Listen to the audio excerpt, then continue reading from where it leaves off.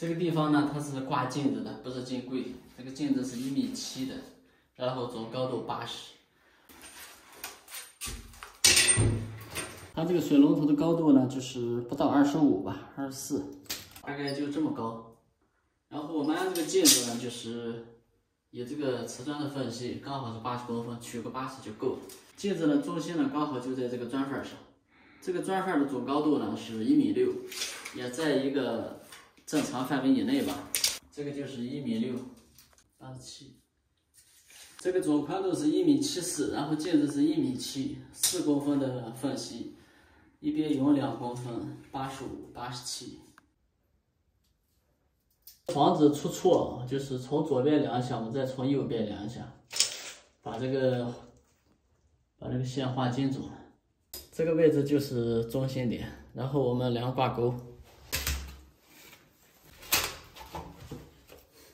量镜子中心的时候，千万不要勾着这个框子量，这个框子很多时候它的粘的是歪的，右边一边大一边小，所以量的时候以镜子来量。从镜子的边框量过来85，就是个1.7米的中心。有了中心以后，我们从这个中心往边上拉，这就是挂钩的中心，这个是76，从中心过来76，这边是个76.5。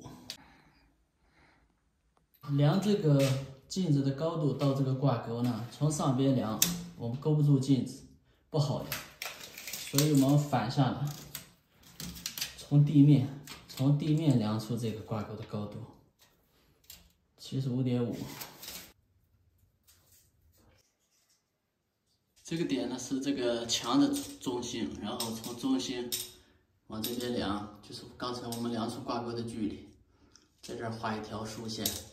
然后呢，我们刚才从底边这儿量的是个75.5，我们就从底边这条线往上量75.5。因为镜子的总高度是80，刚好上面齐的这个边线，下面齐的是这个美纹的边线。这是镜子厂家带的螺丝，这是我给他换的不锈钢螺丝，这个要粗一点。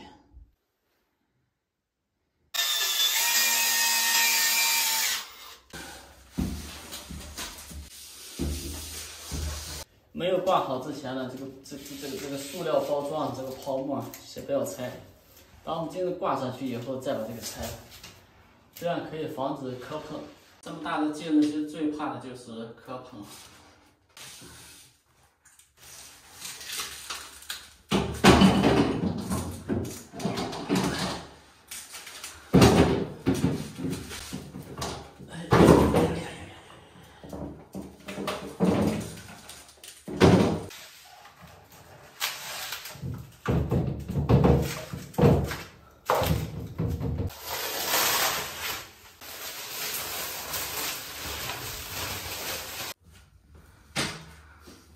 受不了啊！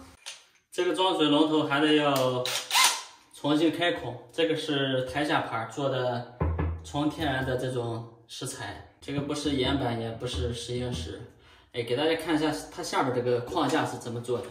它下面这个台下盘做的框架是用电焊了一个架子，然后这边打了膨胀螺丝，在这边也打了膨胀螺丝，这边打一个膨胀螺丝，这就管用了，这就结实。这个水龙头开孔呢，它正中心的这个位置，因为距离不够，它下面也有那个铁框架，所以说把这个孔要开到侧边。开到侧边这个位置呢，一定要躲开这个陶瓷盘的位置。它当时做陶瓷盘的位置呢，这里是有划线的，像这个是有划线的。但是如果是没有那种划线的呢，你一定要把这个距离给它量够了。一般都在陶瓷盘边缘的话，在4到5公分以外。所以我们这个水龙头呢，位置就给它开到这里，开到这个位置。它的线在这里，这是边线，我们开到这里，空个2公分。再一个就是考虑它这个水龙头，也要看一下它这个水龙头。像这个水龙头呢，它是比较长的，所以说按在这里是没有问题。如果短的话，你要尽量往里开。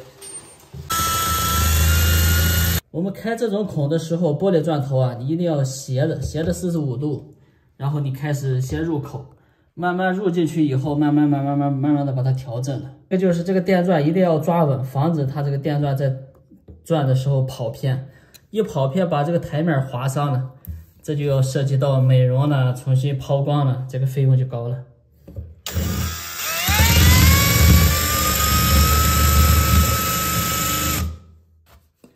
加点水。